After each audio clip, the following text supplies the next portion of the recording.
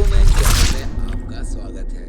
और आज हम बात करेंगे मनी हीस्ट के सीजन 5 के एपिसोड 4 के बारे में। इसके लास्ट एपिसोड में हमने देखा था कि सगास्ता की टीम बैंक ऑफ स्पेन की छत पे धमाका करके वहीं से अंदर आने की कोशिश करते हैं और इसी धमाके की वजह से हेलसिंकी पे एक बड़ा सा स्टैचू गिर जाता है। अब यहाँ पलोरमा हेलसिंकी से कांटेक्ट करने की कोशिश करता है और उसे कहता है धमाका वहीं पे हुआ है और तुम वहीं खड़े हो, वहां से जल्दी भागो नहीं तो सगास्ता की टीम के निशाने पे आ जाओगे। वो कहता है कि मेरा पैर बहुत बड़े स्टैचू के नीचे दब गया है, मैं हिल भी नहीं पा रहा। अब ये दिखाया जाता है कि स्ट्रॉम वाटर टैंक, जहां पर प्रोफेसर को इस बात का पता चल जाता है कि बैंक ऑफ स्पेन की छत पर धमाका करके सगास्ता की टीम अंदर आ गई है और हीस्ट की टीम पर हमला करेगी। और वहीं प्रोफेसर रकेल और पलेर्मो को कहता है कि जितना जल्दी हो सके हेलसिंकी के पास जाओ और उसकी मदद करो और खिड़कियों पे भी नजर रखना, नहीं तो स्नाइपर के शिकार बन जाओगे। अब एक और फ्लैशबैक सीन दिखाया जाता है जिसके अंदर बर्लिन अपने बेटे रफाइल को एक फुल प्रूफ हीस्ट के बारे में छोटी छोटी बारीकियां सिखा रहा होता है। Tatiana being a piano player पहुंचती है वहां पे और रफाइल उसका पियानो ट्यूनर बन के जाता है। और यहाँ पर सब वाइकिंग के गोल्ड को चुराने के लिए अपना अपना दिमाग लगा रहे थे और बस प्रॉब्लम सिर्फ एक बात की थी, वहां के मेन एंट्रेंस पर एक सिक्योरिटी गार्ड मौजूद था। बर्लिन की हमेशा से आदत थी कि लोगों की कमजोरियां ढूंढे, मगर लाख कोशिश के बावजूद भी सिक्योरिटी गार्ड की कोई कमजोरी नहीं मिली। फाइनली बर्लिन को उस गार्ड की कमजोरी का पता चला, जो कि थे उसके फादर। उनकी ये कमजोरी थी कि वो हर चीज भूल जाते थे और इसी बात का फायदा उठाते हुए बर्लिन उसके पिता को म्यूजिकल कैसल में लेके आते हैं, जहाँ पे वो अपने पिता को देख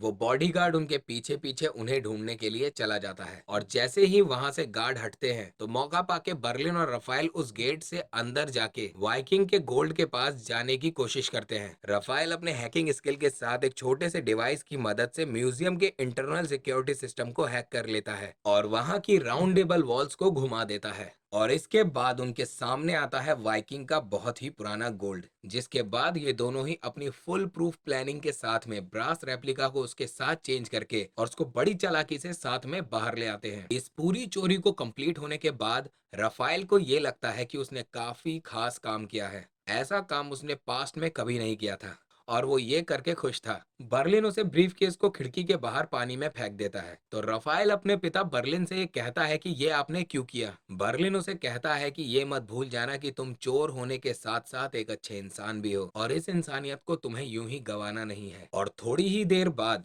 बर्लिन रफाइल से कहता है कि जिस रास्ते से चोरी करी जाती है माल उस रास्ते से नहीं बल्कि किसी और रास्ते से लेके जाना चाहिए। अब उस मोटर बोट की मदद से बर्लिन रफाइल मार्सेला और साथ ही में तातियाना उस जगह से निकलने की कोशिश करते हैं और वहां से एक ब्रिज के नीचे से निकलते हैं जहां बगोता पहले से ही पानी के नीचे होता है और उसी ने वो ब्रीफ केस पानी के नीचे अपने पास रख लिया था और जिसे देखने के बाद रफाइल काफी ज्यादा हैरान हो चुका था। और अब फिर प्रेजेंट टाइम में सगास्ता और हीस्ट की टीम एक दूसरे पे गोलीबारी कर रही होती है। पलेर्मो उनके ऊपर एक रॉकेट लॉन्चर से अटैक करता है जिसमें सगास्ता के काफी सारे सोल्जर घायल हो जाते हैं और वो इसलिए करता है कि उन्हें कुछ टाइम मिल जाए हेलसिंकी को वहां से निकालने के लिए। हेलसिंकी की कंडीशन देख के समझ आ जाता है कि उसे यहाँ से निकालना बहुत मुश्किल है। उसे निकालने के लिए उसकी दोनों टांगे काटनी पड़ेगी क्योंकि उसके ऊपर टनों भारी एक स्टैचू गिरा हुआ था। अब बगोटा उसकी टांगों को काटने के लिए तैयार हो जाता है। पलेर्मो उसे ये करने से मना कर देता है और कहता है कि हमें ये स्टैचू कैसे भी करके यहाँ से हटाना होगा और उसके पैरों के साथ उसे निकालना होगा। अब सारे लोग ये प्लान करते हैं कि कैसे उस स्टैचू को उसके पैरों से हटाया जाए। तो रियो को एक पिलर दिखता है जिसे देख के ये पता चलता है कि हम इसकी मदद से वो भारी भरकम स्टैचू हटा सकते हैं। अब स्टॉर्म वाटर टैंक में प्रोफेसर ये सोचता है कि आखिर रकेल ने आर्थरू के साथ उन तीन लोगों में गवर्नर को शामिल क्यों कर दिया, क्योंकि गवर्नर तो इस पूरे हिस्ट की काफी अहम कड़ी थी। और तभी हमें पता चलता है कि रकेल ने गवर्नर को बाहर भेजा था तो उसके हथकड़ियों में एक छोटा सा माइक्रोफोन फिट कर दिया था और जब पुलिस स्टैंड में कर्नल तमायो सगास्टा स्वारिज और साथ में एंजल उसके साथ बातचीत कर रहे थे तो वो सारी की सारी बातचीत रकेल सुन पा रही थी। इस बातचीत में प्रोफेसर को पता चलता है कि ये सब आर्थुरू की मौत को प्रोफेसर के खिलाफ बीइंग अ मर्डरर यूज करने वाले हैं और इस बारे में पता चलते ही प्रोफेसर ने अपनी हैकिंग टीम को काम पे लगा दिया था। वहीं पे प्रोफेसर ने मार्सेला को सारा के लिए कुछ इंपॉर्टेंट थिंग्स लाने के लिए मार्केट भेज दिया था, जैसे दूध की बोतल और दवा। बैंक ऑफ स्पेन में जहां रकेल और पलेर्मो स्मोक ग्रेनेड फेंक के सगास्ता की टीम का ध्यान भटकाने की कोशिश करते हैं ताकि डिस्टरबेंस की मदद से रियो और बगोटा उस पिलर को वहां से निकाल कर हेलनेस्की की मदद कर सके और वो इसकी मदद से हेलनेस्की को वहां से निकाल लेते हैं। वहीं डेनवर और मनीला बाकी सभी हॉस्टेजेस को छत पर लेके जाते हैं और इसके पीछे ये रीजन है कि स्नाइपर्स का ध्यान नीचे चल रही लड़ाई पे ना जाए और स्नाइपर्स कंफ्यूज रहे कि हॉस्टेजेस कौन है और हीस्ट की टीम का मेंबर कौन है। और यहाँ कहानी में एक छोटा सा ट्विस्ट आ जाता है जहाँ मनीला को एक छोटा सा पैनिक अटैक आ जाता है। वो यहाँ काफी ज्यादा परेशान और रोने लगती है। वहीं डेनवर उसे संभालता है और मनीला उसे बताती है कि वो उसे बहुत प्यार करती है और छत पर माटियाज हवा में ओपन फायर करता है। ये देख के पुलिस वाले भी ऊपर फायर करना चाहते हैं पर एंजल सबको ये करने से मना कर देता है और कहता है कि वहाँ पे सारे होस्टेजेस हैं और हम उनकी जान के साथ खिलवाड़ नहीं कर सकते। अब यहाँ टोक्यो, डेनवर और मनीला का ये प्लान था कि वो छत पर जाकर जिस रास्ते से सगास्ता की टीम ने एंट्री करी थी और उसी रास्ते से जाकर पीछे से सगास्ता की टीम को दोनों तरफ से घेर ले। और अब यहाँ पता चलता है कि कर्नल यहाँ पर स्वार्विस को भी एक टीम बनाकर अंदर भेजने के फिराक में है। बट प्रोफेसर उसी टाइम कर्नल तमायो को कॉल करता है और उसे कहता है कि तुम्हारी सारी चालों के बारे में मुझे पता है, किस तरह तुमने अलीशिया को एक गद्दार साबित किया और साथ ही आर्तुरो की मौत का फायदा उठाने के बारे में सोचा। अगर तुमने मेन डोर से दूसरी टीम को भेजा तो मैं तुम्हारे सारे राज पब्लिकली बता दूंगा। ये सुनकर कर्नल ये डिसाइड करता है कि वो स्वार्विस की टीम को अंदर नहीं भेजेगा और अब सगास्ता की टीम को खुद ही ये सब झेलना पड़ेगा। डेनवर, टोक्यो और साथ में ही मनीला उस बड़े से छेद से एंट्री करके सीधा सगास्ता की टीम को चारों तरफ से घेर लेते हैं और अब सगास्ता को ये पता चल जाता है कि कर्नल तमायो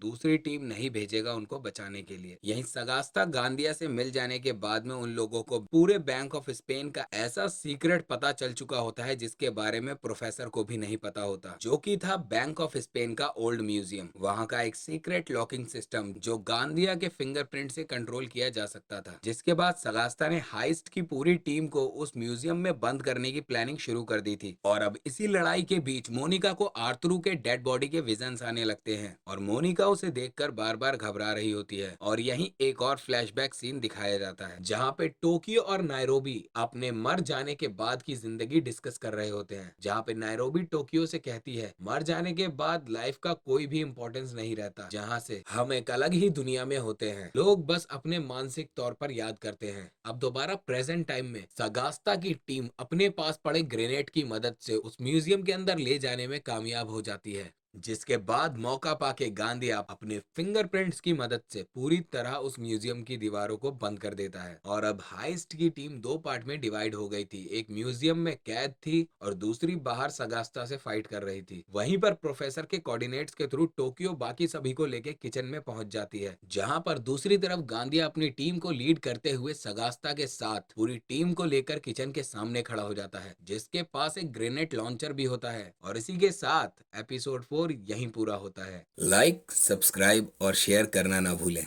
और कमेंट करके जरूर बताएं कि आपको ये एपिसोड कैसा लगा।